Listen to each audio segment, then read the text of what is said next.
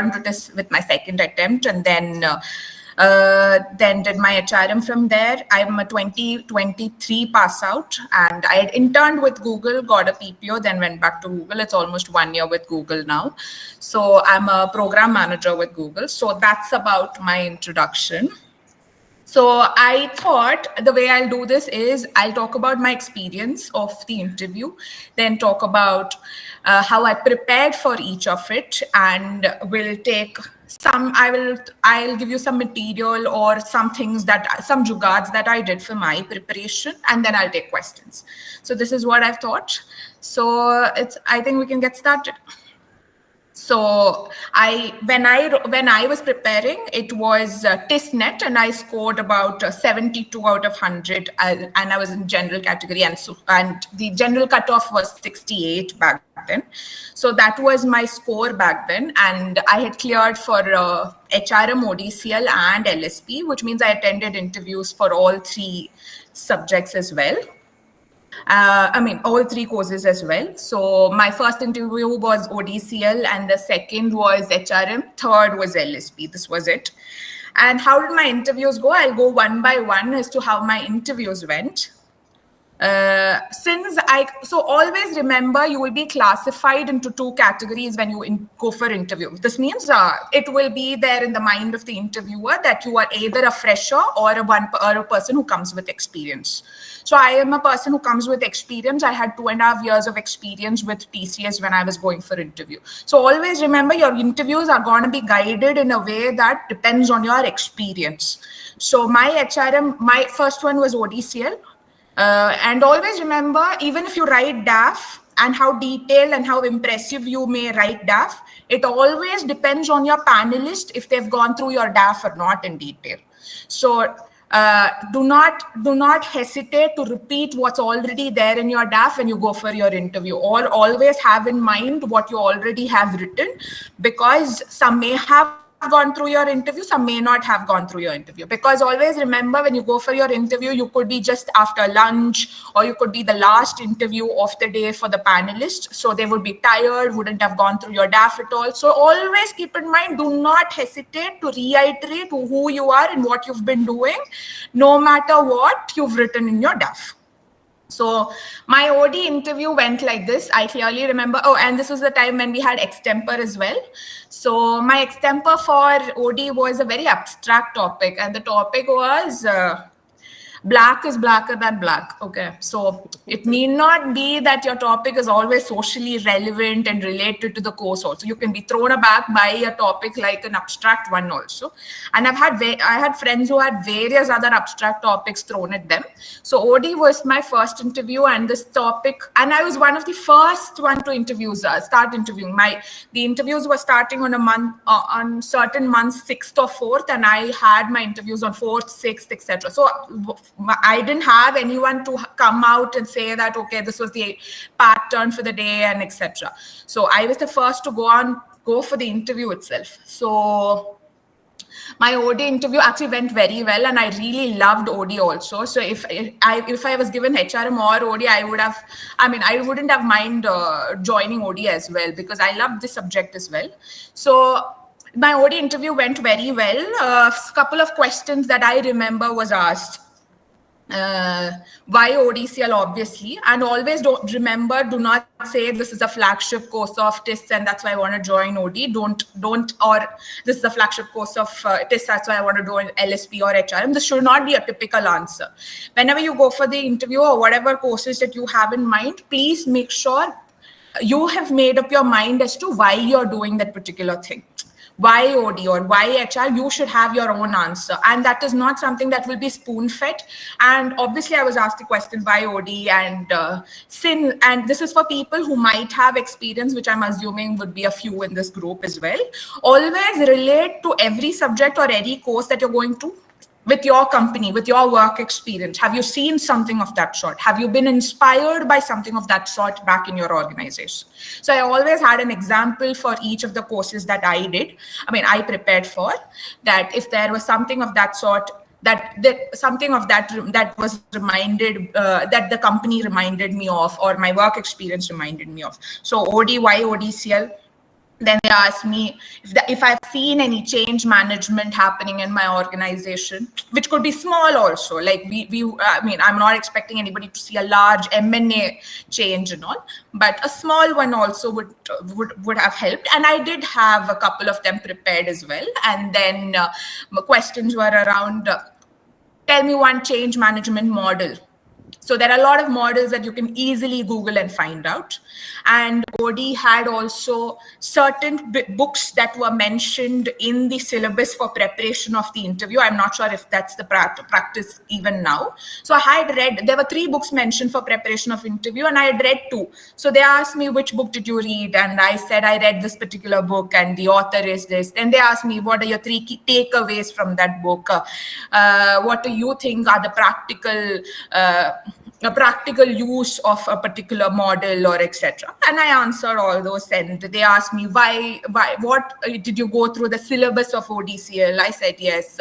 And which particular subject intrigues you? So there's OD has a subject called interactive lab. They have human interaction lab. So I told I want to know what's there in that lab, etc. So I almost answered every question that OD had, and OD interview gave, and I was pretty impressed also with the panelists themselves. They were asking very interesting questions, and I want to reiterate, this is a very calm institute. The panelists will be calm. They'll treat you with respect and warmth. So do not be taken aback. Like, there's no need for lack of confidence when you go for a panel, go for an interview at TISS. They're very sweet professors. So that's one thing. And OD interview was more around this. So always remember, you are the one who's guiding your interview. It depends on what you talk, what the next question would be. So always remember, so if they ask you to introduce yourself, do not start with, I am Milanda, I come from Kerala, I did this course, and that's it. No, you're going to tell something that they are going to catch on and ask you a next question on. So always, I had a bit of OD. I always had 3 customized why you're here, or 3 customized who you are, depending on which course interview I went. So this was my OD experience, which was very short also, 15-20 minutes, and I had answered almost all the questions. I did not have a social relevant question in that interview. Then was my HRM interview, which was very interesting. I remember the professors as well, and one of the professors was Sasmita Paloma. So if you look for her profile on LinkedIn or anywhere else, she's a person into OB, organizational behavior. So I knew this. I did a little bit of my research of all professors of different courses, and then went for the interview. So I know what Paloma would have asked. I knew a bit of what she might be expecting. So my questions were around, so I spoke about why HRM. I spoke about talent engagement, employee engagement, etc. So she asked me what's employee engagement. She asked me the definition of employee engagement. She asked me what is Gallup's engagement model, which I didn't know, and I said I didn't know. Then she asked me if you're going to a factory, what is the difference between a line manager and an HR in that factory? The line manager will take care of the entire line. Then why do you need an extra HR manager in that post? So I said something, not sure it was, was she impressed by that? But I did know the difference between the line manager and an HR manager in a plant also. That was one question. Then she asked a lot of questions. Why do you want to do DEI? So DEI was always my sweet spot, and I always had that in my answers wherever I said. So she asked me, why DEI? What do you think? How can DEI make a difference to your organization? And she asked me a lot of HR questions, I would say. And that was because I drove it that way. I knew I didn't want to go back to my engineering and being asked an engineering question. So I did not focus on that when it came to telling why I'm doing this. I did not relate to my analytical thinking that I gained from engineering, nothing of that sort. I focused more on what I want to do in HR and what I learned from my work experience from different, with TCS, etc. And then she asked me, TCS given a large organization, how do you think HR plays a role? So many of that HR questions she asked, and the other 2 also kept asking and building on those questions. But there was one final question the panelist asked, because I come from Kerala again. Would you prefer socialism over capitalism or something of that sort. Clearly, I didn't have a proper answer to it.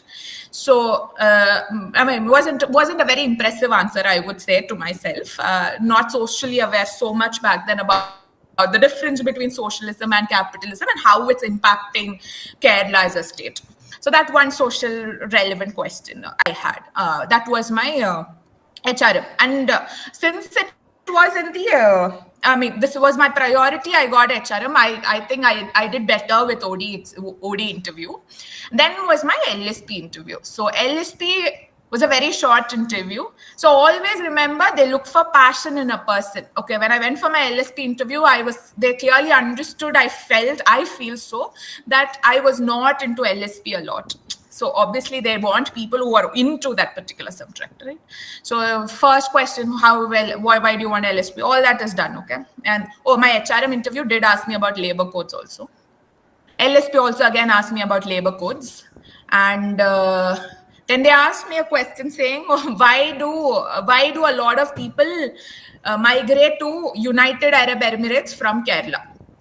So I said something which was again not great an answer. So so clearly they could figure out that I was not giving great answers. My interview ended in like 10 minutes. So always remember, if you don't give great answers, you get the cue. If you are not doing well in an interview, you get the cue. So like I understood this was not something I'm going to make it. And so it was a 10 minutes long interview, wasn't that great also. So these are my experiences with respect to interview, which I clearly remember also. Was fun at the end of it. And at the end of it, I knew like I had done well in 2 interviews and I'm gonna make it to one of the 2 courses. So always remember, you're gonna get that cue, gonna get that feeling if you've done well or not. So don't worry later a lot and all that. So this was my interview experience. And how did I prepare for my interview? So my interview, like I told, had 2 parts, extempore and interview. How did I prepare for extempore? So we were a small group of people who were preparing from something like this only. We met somewhere on some online platform while preparing, and then we were a group of friends, and then we used to prepare, obviously online. Then we used to do this. We used to get together on a day and then discuss topics. So for example, I give Charu one topic. Charu has to speak suddenly of that particular topic for 2 minutes. And then Charu gives me a topic. And then I give Shipra a topic, something of that sort. We used to do this group activity. We give them each day we come prepared with a set of topics we want to give others for extempore. And then they evaluate and then tell us, okay, tell me that, you did well in this part, you did well in that part, you could have done better with this, etc. So this group activity really helped me with my extempore. I really think that's a very effective method of learning. So come together, learn this, come together and do this.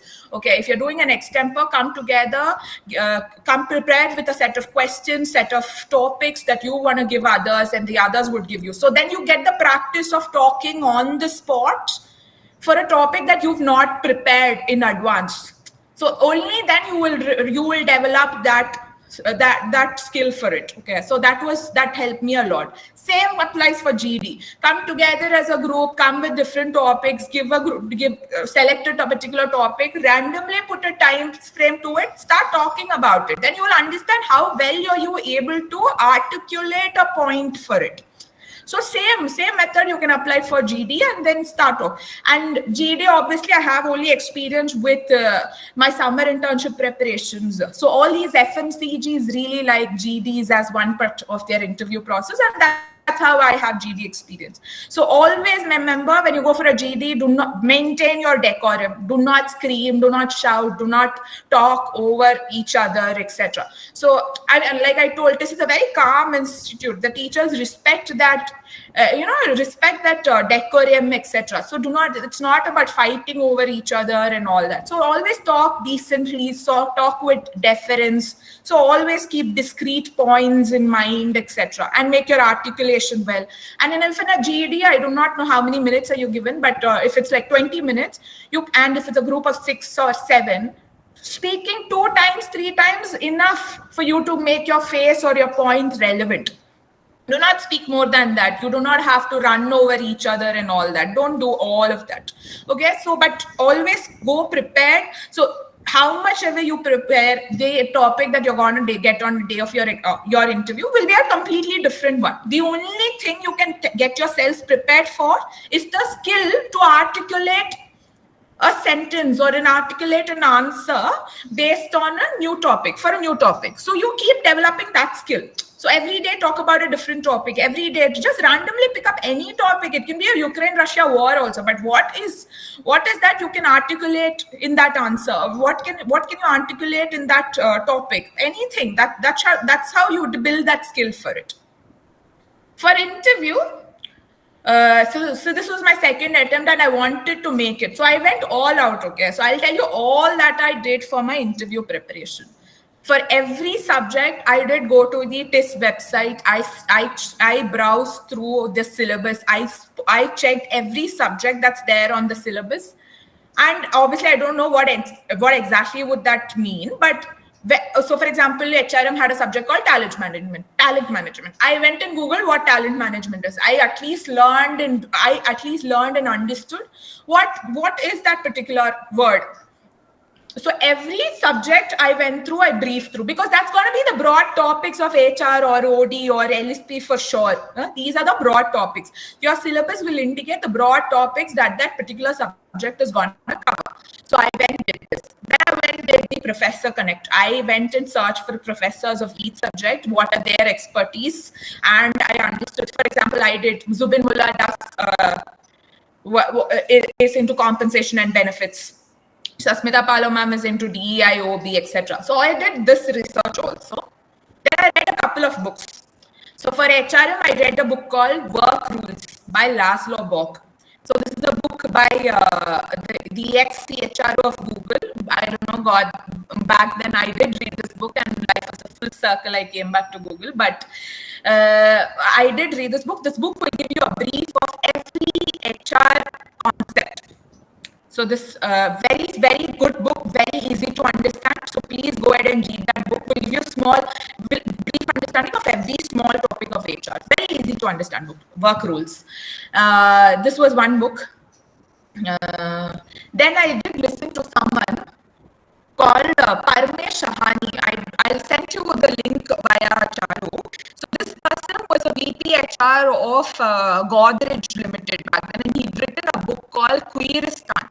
So since I was into DEI, I did read this book also, which was called Queeristan, and a very interesting book. He's got podcast also, so I did listen to that as well. So these were two things that I did apart from the general stuff that I was doing. Then for HRM, I did go to HRM and OD. What you can do, the easiest way is to go to different consulting companies' sites. Could be BCG, could be Bain & Company, could be McKinsey, anywhere. They would have concepts such as this described on their consulting website. So if you talk about talent management, they will put up a proposal of what they want to do in talent management. So I did that for PwC, for Deloitte, EY, etc. Every website I went and understood what they are doing in that particular topic. Okay. And then I used to read something called People Matters. So you get free I think it's free now also. If you search for different concepts on People magazine, it's a magazine basically. People Matters is a magazine. It's an online magazine, digital magazine. You search for different topics, it's there. Relevant HR concepts, it's there. What's happening, the trends, etc. It's all there in People Matters. Then I used to read SHRM, which is also something of a digital platform where you get all these concepts. These were two things that I used to read to just keep myself on top of all HR concepts. I didn't do this for OD, but OD, like I said, I'd read those two books out of the three that was mentioned on the website. So those two books really helped. Okay, so I understood what is the kind of questions that could come, and then I did read about some of the models, the change management models. If you search for change management models, there are a lot of models. The McKinsey model, then 7S, 5P, so many of that sort. Okay, so please read. You don't have to know everything in detail, but you have to look like someone who has done that, homework, who's put in that effort. So they're not going to evaluate on you how much of this you know. No, not that. Okay. So for example, I was asked in my HRM, which I forgot to tell one motivation theory. Okay, so I told Maslow's motivation theory. So Maslow's motivation theory, and my panelist asked which stage of Maslow's motivation theory. I told a highest stage, obviously, which is the wrong answer because I am attending an interview which is like to attain basic needs, no. But I said I am at the highest level. So I was not, I did not, I finally made it to HRM, no? So I'm just saying that you don't have to know the details, but you have to know what the concept is, which will look like you've put in that effort to come and go and understand what the subject is about. So that is how I prepare for OD, the books only, those 2 books basically. So that really helps. That's enough for you, more than enough. And that will also help you write a DAF also properly. And then for LSP, it was more like I went into details of labor codes, and which you should again do labor codes. This book for ODCL, I think it was there on the website. I have the names of the books. I still have the books, but it's there on the website of OD TISS, where you go to OD PI interview ke liye, there are 3 books that are mentioned on the website back then, at least, which you have to go prepared on. And I don't know if it's the same now, but I'll check and let you know. For LSP, I went to details of labor codes. I was reading the newspaper regularly until my interviews happened, at least.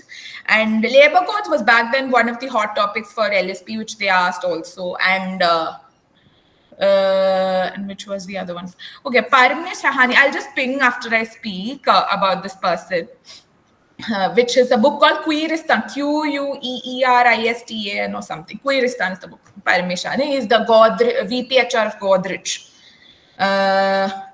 So that's what I did. And so labor code, and the other thing that you can still read is data protection policy, because it's going to affect HRM and LSP also, I feel, which is new in the news.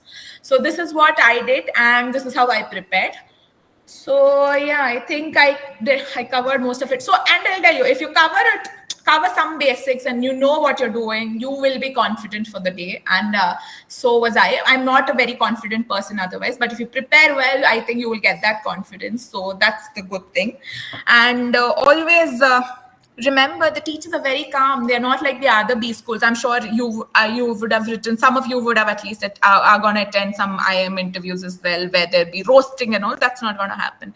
They're very calm teachers. They're very warm also. So they'll make you feel comfortable. And don't worry about language and all that, okay? They're never going to judge you on basis of your language and grammar and all. It's all about knowledge. There are teachers who really know that language and knowledge are not the same. So don't worry about that.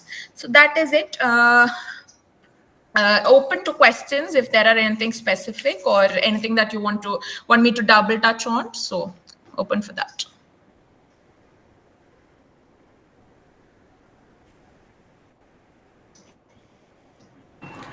Hi, Milanda. I wanted to ask one question. Like, what did you answer for the extempore? Like, black is blacker than black. Like, how did you go for it? What was your answer? How did you handle?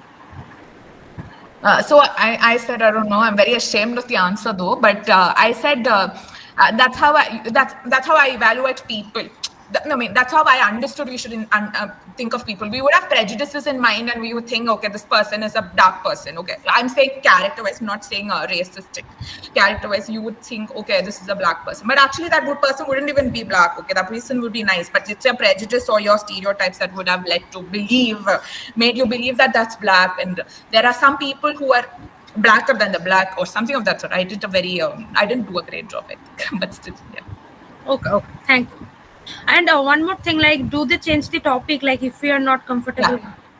Yeah, I didn't, but they do if you ask them another chance. I think there are 3 chances or something, but you cannot go back to your previous one. Okay, so if you say I don't want to do this and you want to go for the next one, you cannot go back to I'll take the first one itself. That's not there. You go to the second, you answer for the second. What? Thank you. Ma'am, I would like to ask a question. First of all, thank you for such a beautiful session. In the interview, it might happen that they will ask me a question which I have no idea about. So how to handle a situation where the answer to the question I do not know, like what languages to use or how to keep my calm during the situations? I think you can say. I mean, I was very honest. I said, I'm not sure, ma'am. I don't know this answer, and they wouldn't say like, oh, why do you not know this answer? They would be like, okay, I'll ask you another question. No worry about that at all. If you don't know something, be honest. Do not waste their time. You waste their time, that's when they get pissed. Is what I feel. Do not waste their time by beating around the bush. Just say, I don't know, ma'am. If you want to take a wild guess with something, go for it, but do not waste your time. Thank you, ma'am. Hello, ma'am. So I have a question. I experienced this in one of the other interview where I specifically told them I am interested in HR, and they started asking me a lot of situational questions, and basically they were ethically dilemma questions, like where you have to fire someone, or which I could not approach in a very good manner. Like basically it was a very dilemmatic question.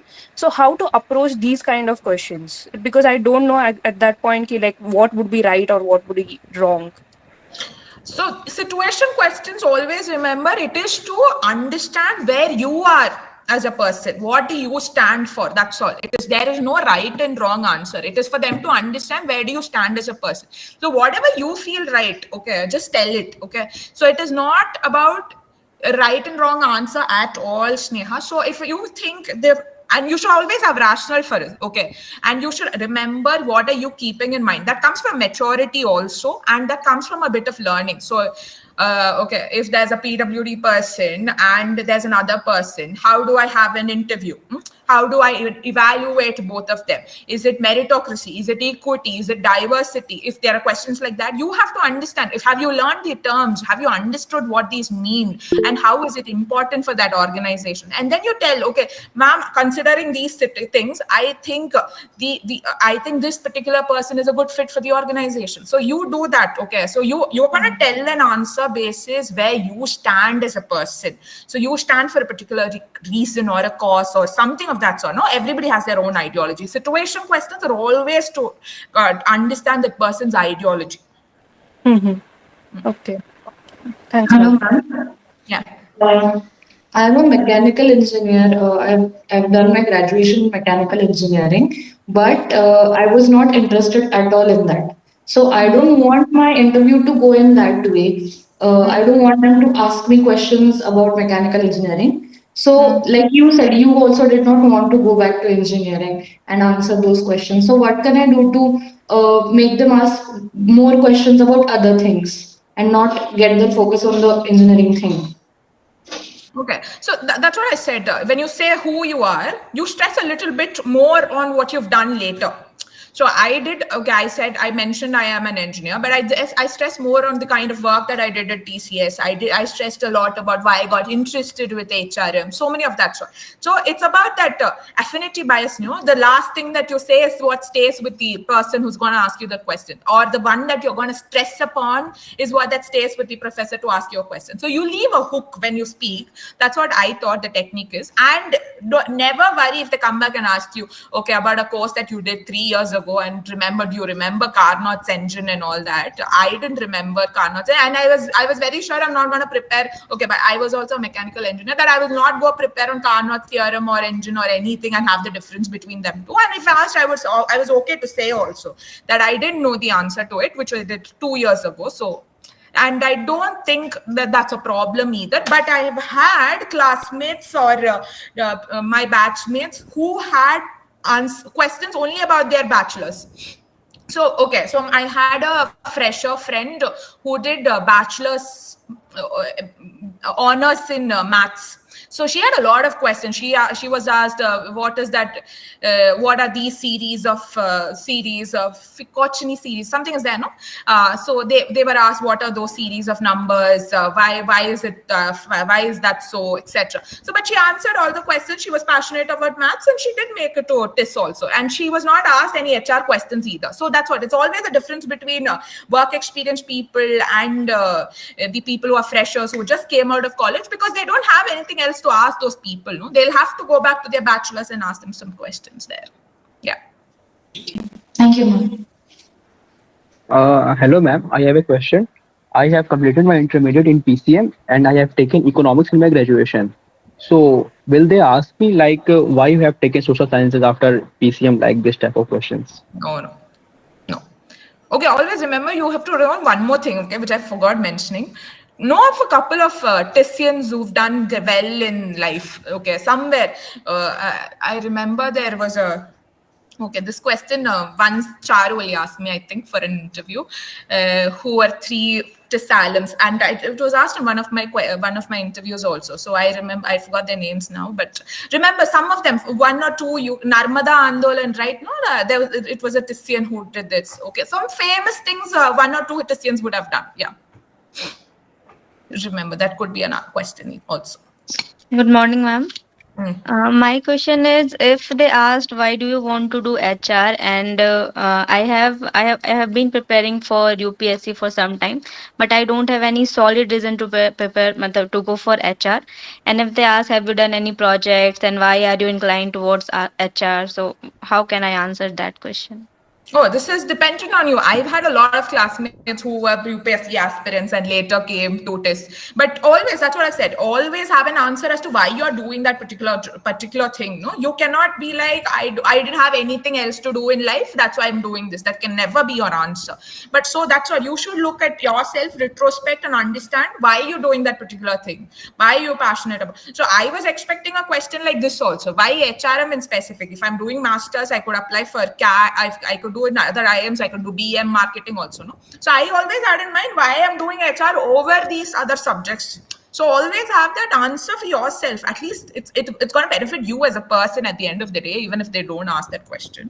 So you have to look into what you've done. I've had a lot of aspirants who made it, and they were very passionate about HR also. They didn't go and say, I mean, I didn't have a solid reason. I didn't have something else to do in life, and that's what I'm doing. Don't say that answer. Oh, Yeah. thank you. Ma'am, one question. Actually, I was a government exam aspirant. I had not given any management examination like CAT. This is my first exam, the CBT PG. So what should I answer? Like, if they ask me, like, why you had not given any other examination like CAT, that. Even I didn't give CAT and all. This was my only thing.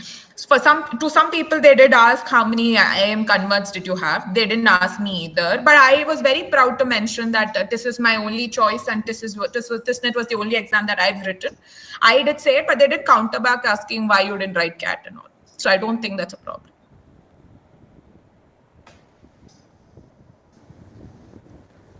Good afternoon, ma'am. Yeah. My question is, how did you justify your transition of career? Like you had an engineering graduation and then you did HR. Like how did you justify it? Actually, it's a very typical combination, no? Engineering ke baad MBA karna is very like obvious. But they didn't ask me either. But I was like thinking. I mean, I thought like I'd say this is like very typical, ma'am. Everybody does the MBA after engineering. Not a good question, but yeah, nothing. Not a difficult thing to answer. And I don't think they ask such questions also. They don't ask 5-year plan kya hai, 10 years ke baad kya karenge, why did you do this? Nothing. Also, ma'am. Yes, Amar, you can go ahead. Thank you. Also, ma'am, there is a question in DEF where they ask about the relevant experience that you have in the related course. So, for someone who is a fresher like me, how can we fill that question up? Even if I've had experience, I did not have relevant experience in LSP or OD. I just had, even for that matter, I did not have an HRM because I worked as an engineer in TCS. No, so I didn't fill anything there. I left it blank, and I wrote. I didn't write anything for any of this because I didn't have any experience with OD and all. So when they ask for experience, they mean experience. That have you worked in something of that sort, etc. So if I didn't have, I did not mention. At least this is what I thought. But I've had friends who've written about their experience of seeing such a thing, like an OD change management that they saw, or they wrote it. But I had written the same thing. I mean, I had written about what I had seen as seen around OD or HR in my YOD or YHR itself. So I did not repeat that same here. So I did not write anything there. Thank you. Ma'am, if I am a part-time YouTuber, then what type of questions can I expect? If you are a part-time YouTuber, I have 50,000 subscribers. So what type of questions? Actually, I want to mention that. Yeah, you can go ahead. I had a classmate also whose name is Utkarsh. He still has the YouTube channel. I think he was a gamer back then. He did talk about it, and it's very interesting. It was very nice to talk about all those and how you manage it and how do you manage your subscribers. It talks about your stakeholder management. It talks about how you gonna manage a side hustle in your day life. Talk about it. But look at it more strategically than like a hobby. Look at how you've managed this. Look back and how you managed this over the past 6 months or 1 year. What all did you had to do? Time management, stakeholder management, being creative. So look at it more strategically and talk about it more strategically. That's all. I had a doubt, like if somebody has a work of like a considerable around 2 to 3 years to more than that also. So how much part of the interview will be focused on their work experience and how much will be on say for the OD I'm specifically asking for OD interview.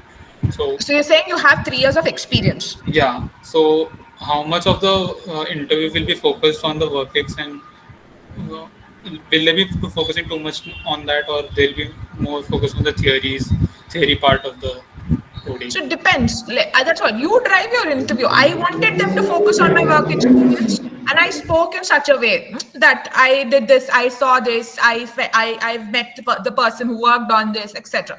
So I did speak about it like that. So if you don't want them to focus on your work experience, you speak like that. You drive your interview. I think that's a very hard rule that you should keep in mind. You drive your interviews. Nobody else is going to do that for you. So if you don't want them to talk about it, stress less about it. Talk more about what else do you want to talk about it. I had a friend who talked about her startup. Though she had work experience, she didn't want to talk about that. She talked about her startup. So I think you can do that also. Yeah. Anybody wants to? Ma'am, good afternoon. So I am a multimedia graduate and I have work experience in that field. So in other interviews, I got this question that you had interest in multimedia because it's not a conventional thing to do. So you had interest in multimedia and now you are moving to this. Multimedia is a very right-brained work and MD is a very left-brained work. So I could not properly answer this question. So the thing is, I did not find myself a right fit in the multimedia while I was working. There was a lot of issues, so I considered a move. So how should I handle these questions? Okay, that's a very personal question. Why did you not like multimedia? But it's better to not talk about what you didn't like about it, but what you learned from it, and why do you think you found a new passion here? Right. So it's better to talk about the good things that you've learned from a particular thing than to say I've had issues with a multimedia thing and that's why I want to move to something else. No, that's not the right way. So I obviously was not great. I was not having a great time with my job either, but I didn't talk about how bad that job was and that's what I wanted to do. But I talked about what I learned from that job, how did I look at HR from that job, how HR functioned in that job, and that's how I developed interest for this. So you can develop your answers like that. So it's best to be more positive than to be critical about things. Okay, thank you, ma'am. Yeah, Sagar or anyone else. Good afternoon, ma'am. Yeah. Yeah, ma'am. I have a question related to the ODCL. Like you mentioned, few books which we have to read before appearing to the interviews. And I was going through with these books. One of the book name was Thomas Cummings Morley, and there are few models in which I cannot relate with my work experience. Suppose the panel is going to ask me, can you relate this model with your experience? And at that time, I don't have the question because I have never had such kind of experience related to that model theory. Suppose the Kurt-Lewin model or any action research model. So at that time, what I'm going to throw the answers in front of the panelist. So you don't have to throw any random answers either. So there will always, you look at the model, I don't think models or any change management models are rocket sciences. They're very basic things and you can relate to examples easily. So you need not have related it to your work. You can relate it to an election that's happening or any process that's happening. For example, you're doing something small in your life. You can actually afford. You can fit it into any model. You will see that pattern repeating everywhere. How did you start? How did that change? How did that small thing lead to a change? How did that change create a chaos? How did that chaos create? Every model will have something that's relatable to a change, relatable to an experience that you've had. So it depends on how you learn it. So you learn it and then you relate to smaller examples and then you understand how you can relate it to your work. It wouldn't be a hard thing, but I am not sure which model you're talking about. But if you take some time to look at that particular model and relate to an experience, I think it should be possible. Just to continue that question on books, ma'am. So suppose there are actually, I think, 4 books on the site right now, and they are pretty extensive, around 400 to 50 pages each book. So, say, will this be a question in the beginning itself, that which book have you read, and then they ask questions on that, or they may start off with any book and any concept? No, they ask you typically. They also know there are 4 books or 5 books, and there's a very extensive books. So I read only 2 books and one book in one book completely, and the other book almost half.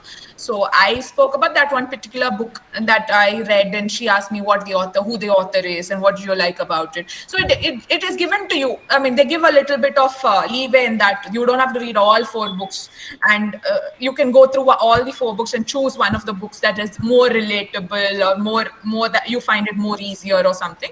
And they ask you questions like, which one did you like more or something of that sort. So there's no like it's not something written on hard rock that you have to read all 4 books, nothing of that sort. So don't worry. Yeah. Good afternoon, ma'am. Ma'am, I'm from non-HR background. That is, I'm coming for development studies in TISS. So if they are asking for like why you are coming in development studies in TISS only, because there are also some other institute who are raising this course. So I'm personally believe that about this curriculum and why I want to learn particularly in this course. I have a great interest. So, but I can't convince them like why I want to do this course from TISS only. I am specific with my course, but I am not specific with TISS. Like how they ask, you want to do development studies, it's good, but why TISS only? Why you want to do this? Because I can't say that it is one of the flagship program like you said earlier. So you want to do this in TISS. So how I can answer this? Right. But have you not applied for the other institutes? No, ma'am. I have only applied for TISS. Okay. And is there a reason why you did so?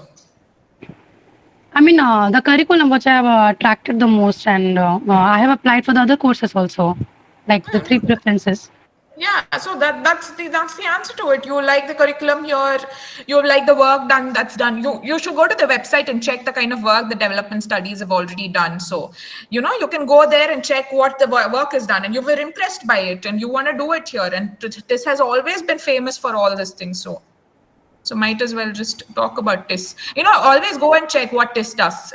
TISS has done. TISS has about 52 courses. TISS has a great range of professors who are doing amazing work always. So do talk about all that.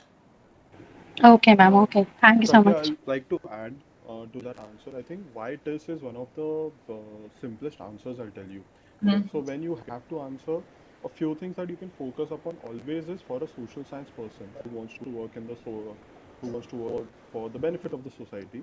This gives you a very good opportunity. There are around 55 different programs, master's programs, and you get to learn, you get to interact with a lot of people, and that ways you get to understand the society, you get to understand the solutions, you get to debate a lot, and that way it helps you a lot. So that is one thing. Fieldwork, of course, fieldwork is there. The kind of alumni network TISS has is amazing. I mean, the career prospects, of course, you can talk about your career prospects also, because when you come from TISS in the social development sector, it really helps you in that way. And of course, the diverse background from where people come, and the internship opportunities, the faculties, you can talk about the faculties as well, because they are amongst the best in the country. You can talk about the extracurricular activities, I mean, there are so many things that you could answer. This is I mean, that wouldn't be an issue, Yes. actually. Okay? Yes. Okay. Thank you so much. Yes, Ayushi, you can go next. Yes, ma'am, I would like to ask the question. If I want to transit or shift a interview towards a particular subject, like if I want to ask the question more on the social issues, then how I can do that? Like, How you want to do it or how you don't want to do it? I want to do it. Like, I am a UPSC aspirant, and I think I am good understanding related to the social issues than the courses. Understood, huh? And I think that's why. for all my UPSC aspirant classmates, they did ask questions on social relevance. So your background does say it, no? Like when you say, I am so and so, I'm from so and so place, and I've been preparing for UPSC. They're gonna ask what your what is that called? Optional. What's your optional? Why did you choose that optional? I had friends who were asked what's your optional and what did you do? Why did you select that particular optional or something? So if that's foreign affairs and then they ask you questions about what happens, what is your geopolitical stance on? I mean, what is India's geopolitical stance? Is it good, great? They were asked questions like that. So it depends on your answer.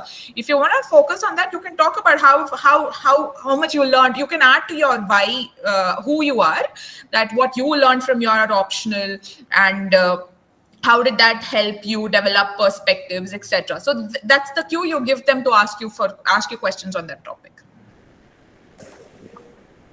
Okay, then should I only focus on like a UPSC in my introduction? And I mean, if you want to do so, yes. If you want them to talk about, yes, you can add a bit about that. And if you want them to talk about other things, then you should add that as well. But not more than thank you. Of introduction, but yeah. Yeah, thank you, ma'am. Harsheen or Hari. Hello, ma'am. Yeah, hi, ma'am. Ma'am, can you please more elaborate on like field work, how it is different from internship? It's mainly like going in a workplace and gaining experience, but how it is different from internship? Okay, internship is you go for an interview, companies come and they select you. It's like a placement drive itself. Internship is like that, okay? But whereas field work is something that TISS is an organization offers students. It is to ensure that you have the expertise and you have enough exposure to what's happening in the market before you go into the market as an employee. So, or as a social worker, whatever that is. So, for example, in HRM, when I was doing, I had four fieldworks apart from my internship, which means I worked in 5 different organizations, which is all going into my CV or my LinkedIn or wherever.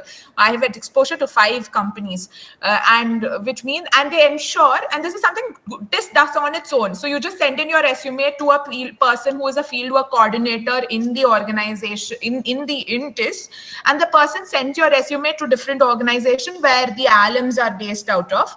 Alums are there, and then the company selects a couple of us and we go there together and does it. So, for example, in HRM, they ensured that my 4 fieldworks were such a way that I had one stint in one tech company, a stint in a FMCG, stint in a startup, or a stint in somewhere. So they give that wide level of exposure so that you have more to talk of, more to learn from, etc.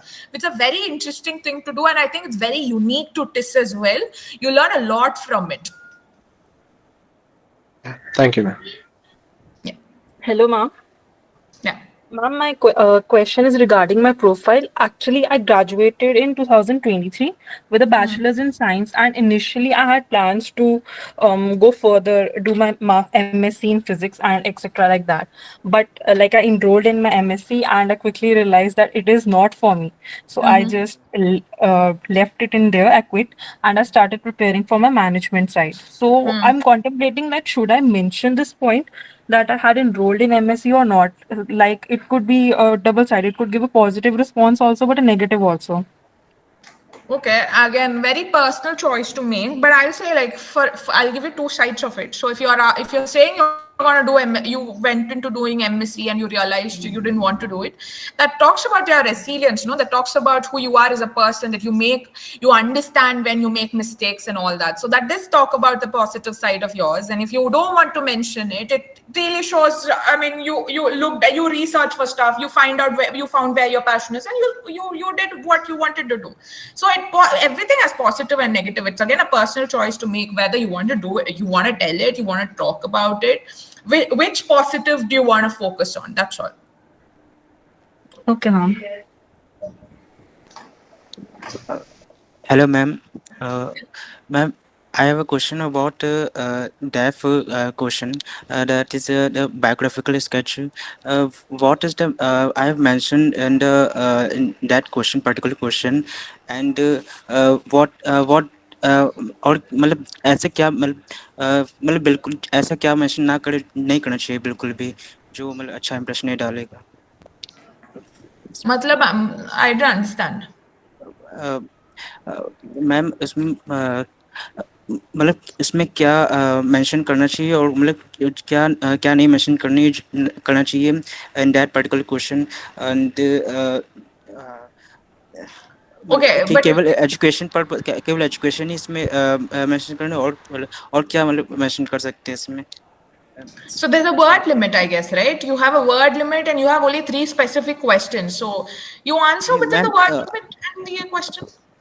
About the structure of that question. So for example, why OD or why HR? You talk about a little bit of where you got to know about this course.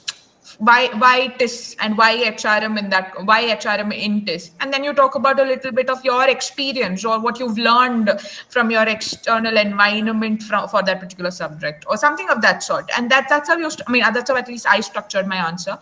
And if you're asked about, if the question is about yourself, you write about where you come from, what you have done so far, and why you're making a transition or something of that sort. That is also a good enough answer. But depends. There is no hard yes, hard no's to what you cannot. Do not mention controversial stuff, obviously, but otherwise there's no hard yes and no to what you can answer. Okay, ma'am. Ma'am, I have another question also. That I'm coming for social science courses and they may ask that have you done any social work in your previous time or did you part of any organization or something? So how should I answer it? Because I was not a part of any organization or NGO or kind of did something well for the society or welfare programs, right? So how should I answer it? They don't ask also. They don't ask these questions. So this is a stereotype, people associate with this because it's a social science institute that everybody who's done only social work is going to come and study. Nothing of that sort. They don't ask such typical questions and all. So they may ask only that why you are coming for social science and not other courses like HR. Right. They don't ask why not social science and why social science and why not HRM. They don't ask. If you come there because you're interested in that particular subject. They do ask about preferences. For me, example, they asked me in my LSP interview what was my preference order, like HRM, ODCL, and LSP. But yeah, otherwise they don't ask why did you not choose another subject. They don't ask such questions. Okay, ma'am. They can ask like why you did the preferences in this order. Like why you opt development studies as first or you should have a reason for that, no? I had a reason for why I did HRM, then OD, and then LSP. So obviously everybody will have a reason as to why you did it. And I think that's a fair enough answer. If you've done it for a certain way, you've done it for a cost, and you have to own up your costs. So, ma'am, doesn't mean that you are not doing justice with the other courses if you are doing preference with the first one? The system is only giving a constraint, no? If I was not given a constraint to give it in an order, I wouldn't have gave it in an order. But the system is giving me a constraint to put it in an order, and I would have a preference in my mind. It is not to do injustice or justice to something, but you just give it, that's all. But you should know why you've put that in order and and that doesn't mean you're going to underperform in a particular interview or anything, no? So that doesn't matter. Okay, ma'am. Okay, thank you. Yeah, one more question, ma'am. How to frame the day? Yeah, okay. Like, do we have to mention it as a first person? Like, I decided to this. I was interested in this. Or do we have to, make it more professionally without using personal pronouns or anything like that? Personal? Pronouns. Like Okay, you mean first person or from third the person? first person. Or Yeah. third person. I wrote it in first person. There were people who wrote it in third person as well. So either way Yeah. works. Okay, ma'am. Okay, ma'am. Yeah. Thank you. So, Milanda, I have one question for you. Maybe, see, most of them are HRM LR aspirants, right? So, can you just tell me few things like how did HRM LR help you in your life, as in just to inspire people?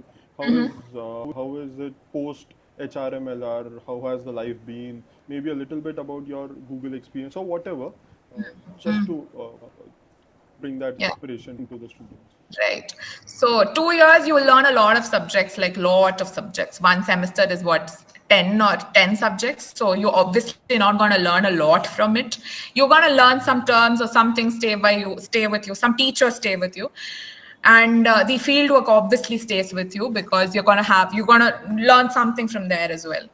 I'll tell you the best part of being a part of TISS is TISS itself. This is a huge organization, very, very, very, very well renowned, and you will have that when you go out. People look at you with a sense of respect, not because you are something, but because you come from an institute which has done great in over a period of time. And it is obviously a place that will lift you in life. For me, at least, it did lift both financially and personally, I would say. You do not have to give yourself a lot of introduction after you go from TISS. I mean, I was very proud to say I'm a TISS and I did HRM and LR. And people do get the context that I did write a huge exam. I did get through an interview and I did work with a lot of teachers. And your teachers are also very famous. There wouldn't be people, everybody in HRM would know Sasmita Palo ma'am or Zubin Mullah sir who taught us. So you don't need introductions there also. Like you don't have to introduce your teachers as well. That's the greatest part, I think. And the people are very diverse, and the panel, the interview panel makes it a point to have diverse set of people come into your class also. So I've had freshers, I have people who were chefs earlier in their career, and then there were UPSC aspirants, then there were engineers, then there were a lot of sort of people. So you learn from each other, and that network keeps going, and it's a large TISS network. You get help from your TISS people, TISS alums, etc. So I am sure, like, if you lose your job once in your lifetime, and if you're laid off or whatever, you don't have to look at LinkedIn and look for a job. You can just open your WhatsApp and there'll be like a million alumni groups where you can go find a job. So I think that way also it's great. Yeah. Yeah. Shatalia, we'll take your question as well. Yeah.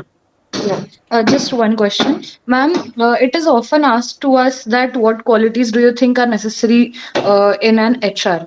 So every one of us must have prepared this answer. But I want to ask you, as you have been through this course now and you are now in the industry, what do you think is fun? What do you think are the fundamental qualities that are needed in the HR?